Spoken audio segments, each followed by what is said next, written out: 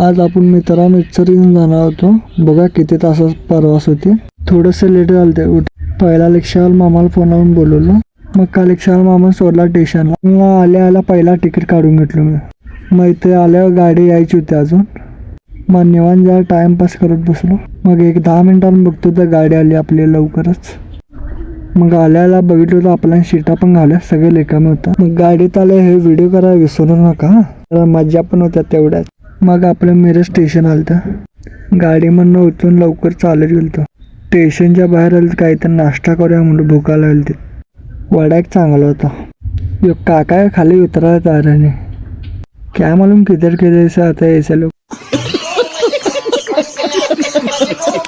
एसटीत बसलो. मग तेवढ्यात हल्ली गाडीमध्ये इचलकरंजी झाल्यावर महाराजांना बघायला विसरलो. मग तेवढं थम्सअप पिल बस स्टँडच्या. मग तेवढ्या मित्राला न्यायला घरला जेवून पिऊन निवांत झोपलो. मग सोलापूर मधनं यायला 7 तास झाला आपला पाक. ब्लॉग कसा आला नक्की कमेंटमध्ये सांगा मित्रांनो.